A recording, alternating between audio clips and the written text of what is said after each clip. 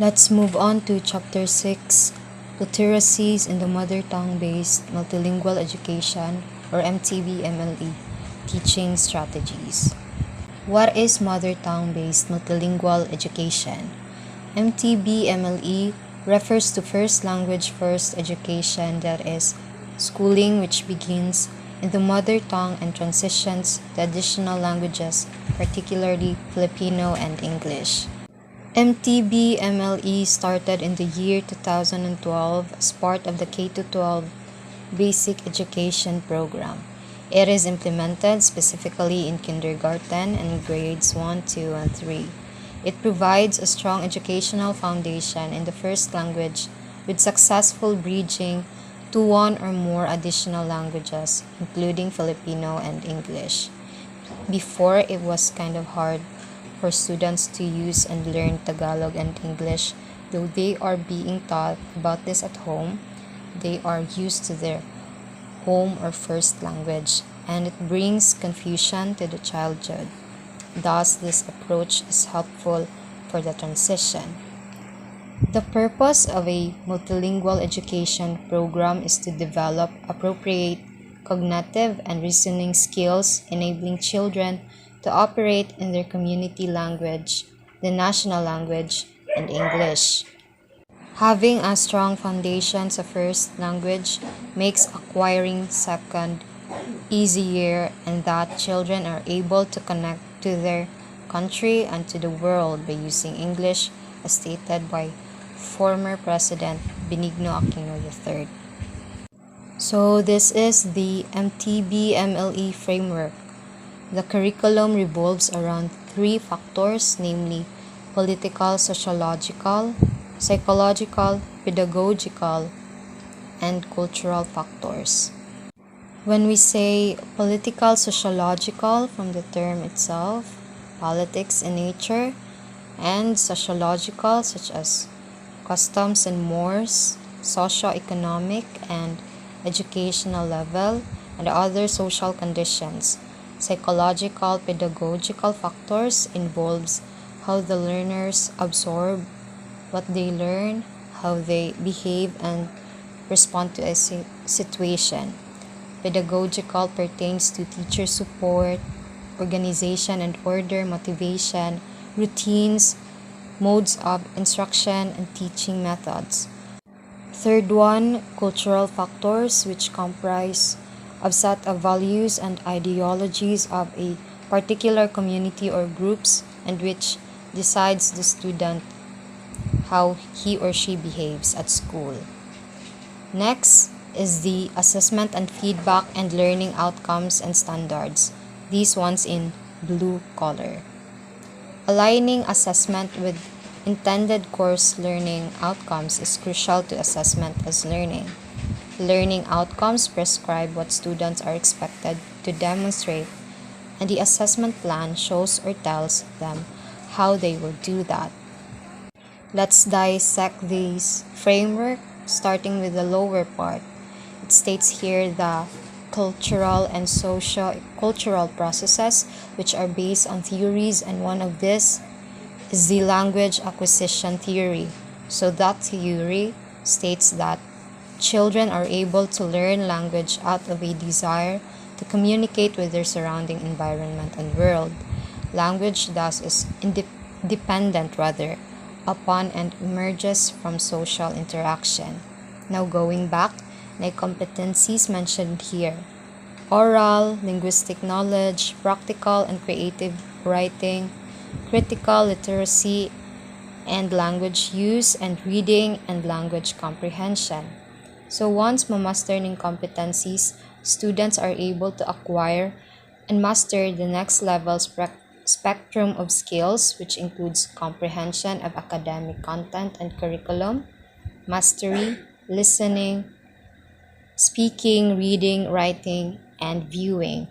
So kani nga components contribute to children's cognitive development. Ma-achieve ni sa bata and eventually ang academic development pod.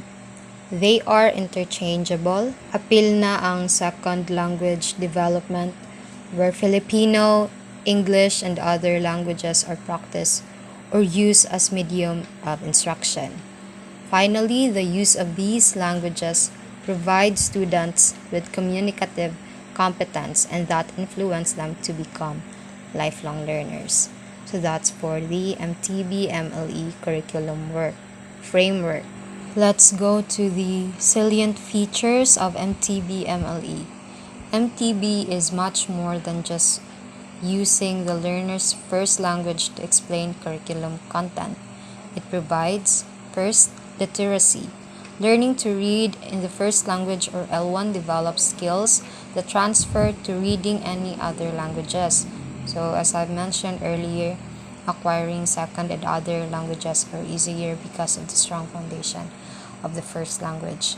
Moreover, if ma-develop ang oral proficiency, ang bata will eventually develop reading comprehension. Social interaction is crucial to expand the vocabulary of the child. Prior knowledge. Students should engage in a discussion of what is already familiar with them using the home language and that ma-apply nila ilang prior knowledge to the current or existing knowledge. Cognitive development and higher order thinking skills. MTB-MLE cultivates and strengthens both critical thinking and language as students articulate, expand, and talk about their thoughts and ideas. Strong bridge. MTB-MLE provides a strong bridge to listening, speaking, reading, and writing the L2. Once the basic L1 reading fluency is attained, diha na musod ang reading in the L2. So there is a gradual transition throughout the process, yes, to avoid confusion, to understand the distinction of the L2 or between the L2 and L1, and of course to become proficient in both languages. Alongside reading in the L2, ma-develop ang oral and written proficiency, and once sufficient, pwede na mo-proceed to using L2 as a medium of instruction without the support of L1. Scaffolding. Teachers model fluency and inflection. They facilitate the development of L2. They help students express ideas in the L2, and L1 supports and strengthens the L2. The learning of L2 as L1 is used in teaching it. Teaching for meaning and accuracy.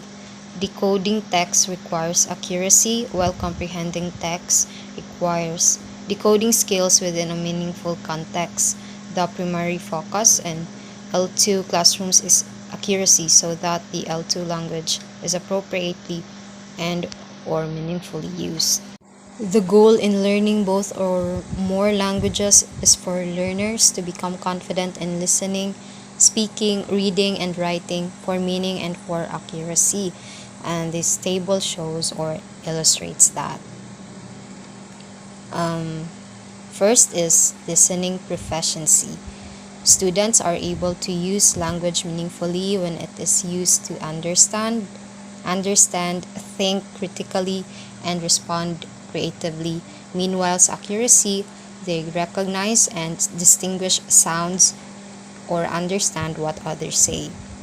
For speaking, people speak to communicate and express ideas, share experiences, and convey knowledge. That's the focus on meaning. Sa accuracy, by decoding words or text, a person knows what, how, and when to use a particular word. A person uses correct vocabulary, pronunciation, and grammar to communicate or express. Sa reading, read with understanding, to apply, analyze, evaluate, and to create new knowledge. I guess reading comprehension falls under focus on meaning also. Sa accuracy, we decode by recognizing parts of the words or the words itself, sentences, paragraphs, including what tells us to pause in reading, like how and when to pause. Lastly, writing. Write to communicate knowledge, express ideas and thoughts. In accuracy, when we write, we form letters properly and neatly. Spell words correctly, use correct grammar, and use correct term to emphasize your text. Guiding principles for teaching and learning in MTB-MLE. These guiding principles are lifted from the K-12 Curriculum Guide Mother Tongue Deep Ed, December 2013. First principle, known to the unknown. We learn when we use what we already know or apply our prior knowledge to the current to help us understand something new. To apply the first principle as a starter to a lesson, the teacher engages the students by asking them what they already know about the topic, using their home language and culture, and use that to introduce the new concept or lesson. Second recommended application is develop an awareness of how the L1 works to support learning the L2 and L3. Goldenberg, 2008. So, teachers discuss with the aid of textbooks, reading starting in the L2. Principle 2. Language and academic development. Students with well-developed skills in their first language have been shown to acquire additional languages more easily and fully, in turn have a positive impact on their academic achievement. For its application, continue the oral development of L1 and begin reading in L1 to strengthen L2 and L3 learning as well as academic achievement across the curriculum. Genesi et al. 2006. Third principle is the cognitive development. Students who use their multilingual skills have been shown to develop both cognitive flexibility and divergent thinking. Next is higher order thinking skills. Student can explain, analyze, evaluate, and use what they learn to create new ideas and information. Application in all subjects focus on activities that build understanding and that encourage students to apply, analyze, and evaluate what they have learned to create new knowledge. Principle 4. Discovery learning. Help the children discover new ideas and use this meaningfully. Application. Find out what the students already know about the topic, then provide activities that let them use their knowledge to learn the new concept or task. Bruner, 1967. Fifth principle is active listening. Promote peer interaction for active listening. Students work together creatively to solve a problem.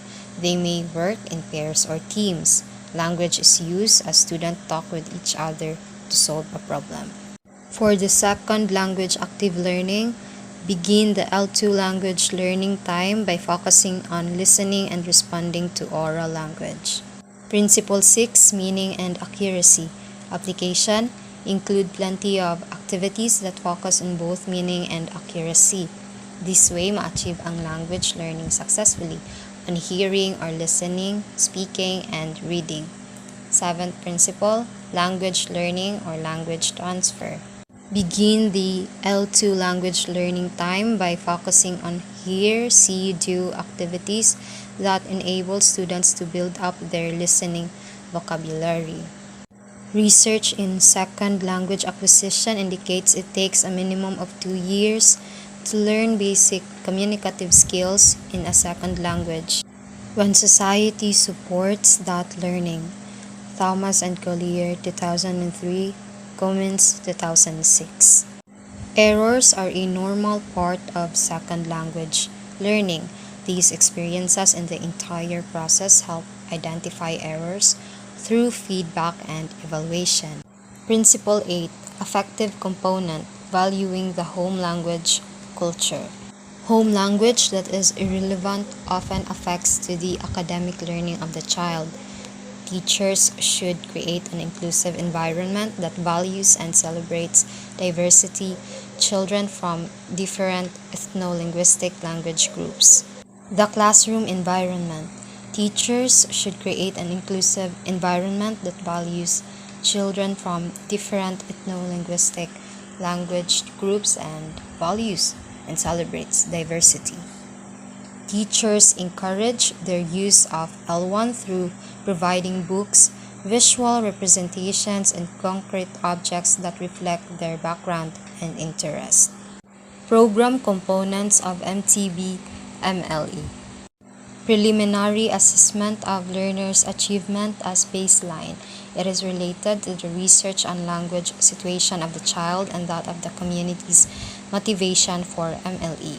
Awareness raising and mobilization activities that provide information, understanding of the issues, and support for the program with the help of or headed by the government, NGOs, donors, private sectors, businesses, etc. Recruitment methods that bring motivated and respected language minority language speakers alongside trained educators who train local teachers for implementing the program. Ongoing training and supervision to gain competence, creativity, commitment, and credibility within and outside the community. A process of developing and testing a writing system that will encourage members of language communities to continue reading and writing on their language. Government-produced curriculum guidelines that can be adapted to a variety of minority language communities. Curriculum adaptation workshops in which local teachers use their guidelines to develop teaching plan that fit within the local culture. A literature production and procurement process that equip minority language speakers, identify and utilizes localized production process of inexpensive production of reading materials and provides grading reading materials and LWC or the language of wider communication. Documentation and evaluation systems that provide information on a regular basis for the program and to report to the government, donors, and stakeholders. Lastly, cooperation among the individuals and entities and links with existing programs, government agencies, the NGOs, and academic institutions that are committed to supporting appropriate education in ethnic minority communities. That's all. Thank you.